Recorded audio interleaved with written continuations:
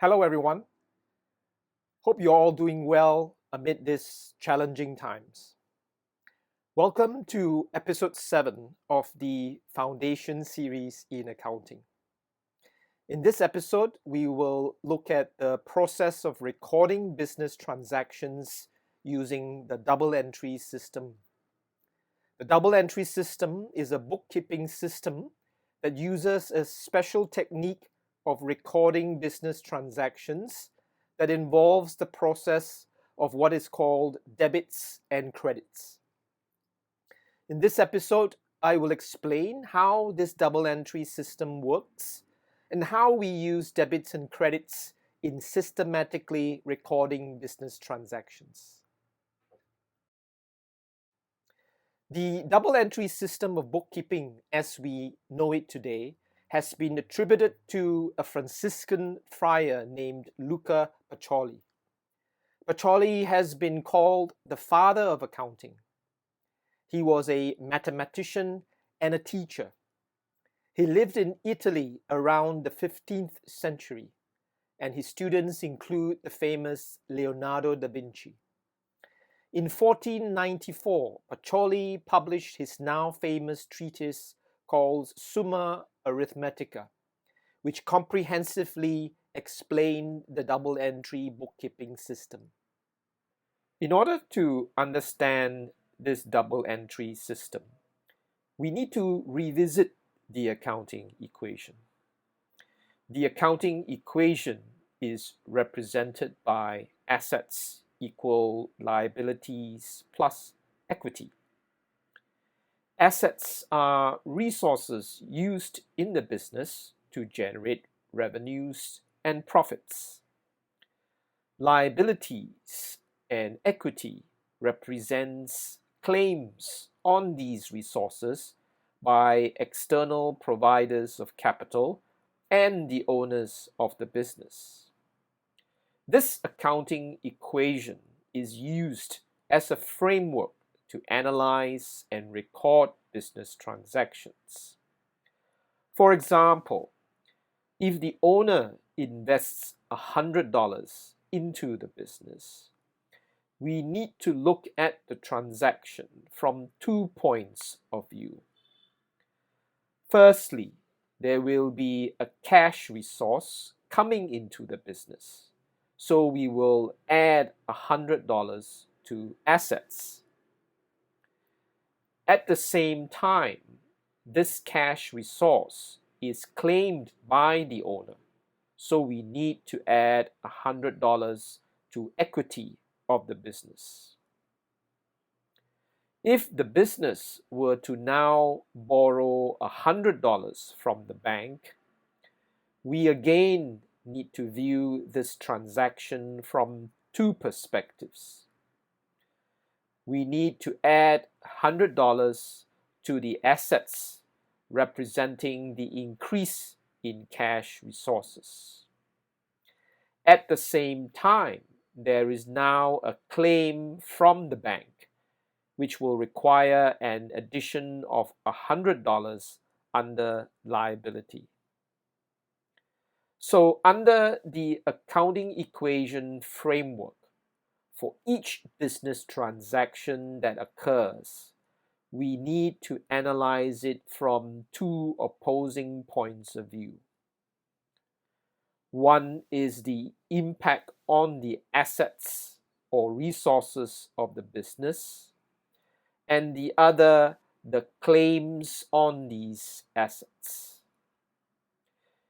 These 2 opposing views of the same transaction was described by Pacioli using the Latin terms debere and credere.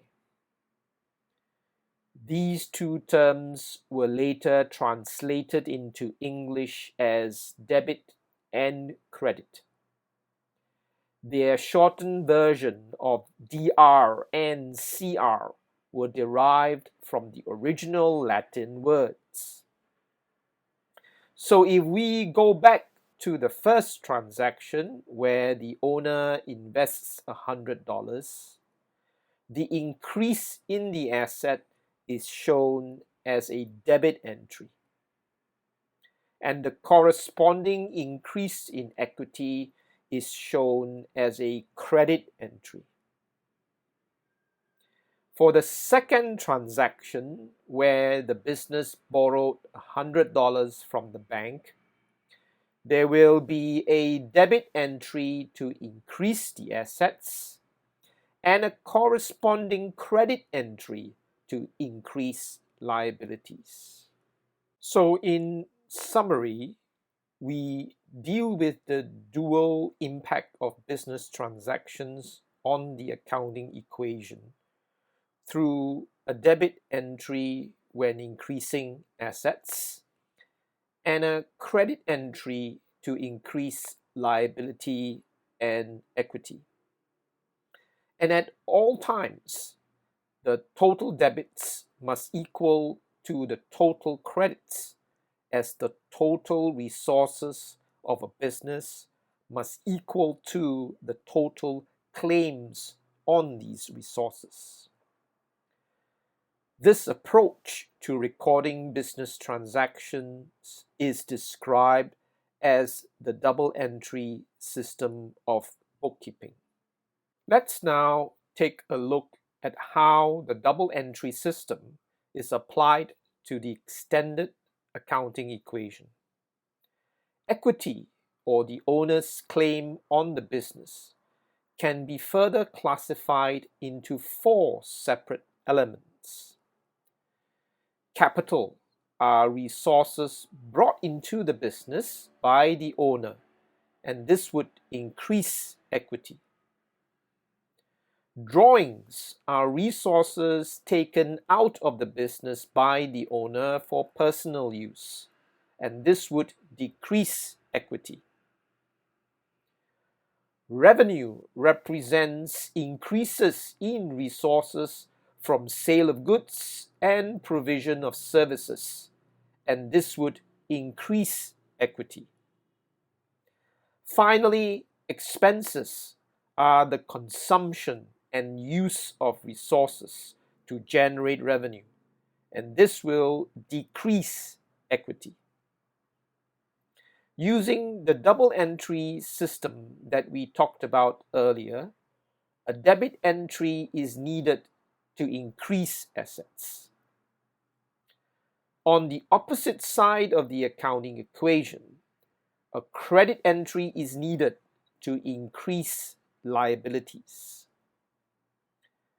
As capital contribution by the owners will increase equity, a credit entry is needed to increase capital. Similarly, to increase revenue, a credit entry is needed, as this would also increase equity. This leaves us with drawings and expenses. If drawings and expenses will decrease equity, then the correct entry will be to debit these elements. What we now have is a set of double entry rules for recording the dual impact of business transactions based on the extended accounting equation framework. Now let's look at a few business transactions to illustrate this double entry system. When the owner invests resources into the business, we will debit assets to increase the resources held, and to credit capital to increase the claims of the owner on these assets. If we buy assets on credit, there will be a debit entry to increase assets and a credit entry for liabilities to increase the external claims on these assets. If we generated revenues and received cash, we will debit assets to increase our resources and at the same time credit revenues to increase equity of the owners. So far, we have looked at several transactions that have increased the elements of the accounting equation. There will, of course, be situations where the elements of the accounting equation will be reduced.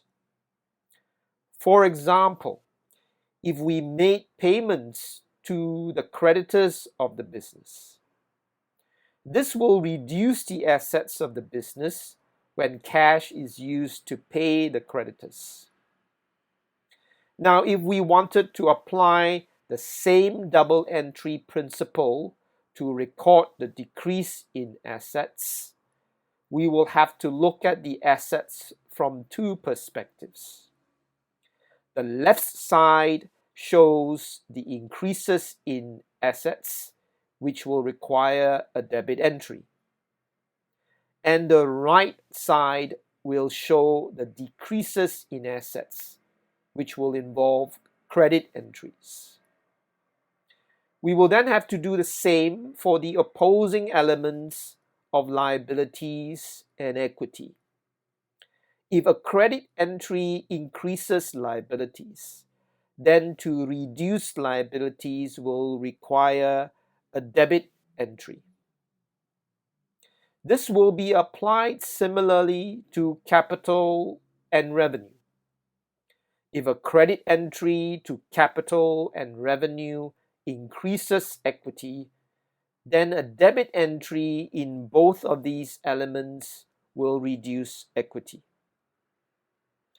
As for drawings and expenses, they normally represent a decrease in equity due to the consumption of resources. Therefore, we will normally expect debit entries into these elements. However, if on certain situations where we need to record transactions under drawings and expenses that will increase equity, then a credit entry will be needed. Going back to the payment of creditor, this will require a credit entry to reduce the asset and a debit entry to liabilities to show that the amount claimed by the creditor has been reduced. If we made payment of salary to employees, this will require a credit to assets from the use of resources to pay the salary. At the same time, a debit entry to expenses is required, as the consumption of the resources will reduce the equity of the owner. Finally, if the owner were to take cash from the business for personal use, this will reduce the resources and a credit entry to asset is required. At the same time, the equity of the owner will also reduce, and this is shown with the debit entry to drawings. I hope this episode has been useful for you in better understanding the double entry system of bookkeeping. In the double entry system, each business transaction will require both a debit and a credit entry, and the total debits must always equal to the total credits. If you have any questions on this topic, please do post them in the comments section below. Thank you for watching this video, and I hope you will like and share this video with your friends and classmates. Please do subscribe to my channel and remember to click on the bell icon below to be notified of new videos in the coming weeks. So till we meet again, please do take care and stay safe.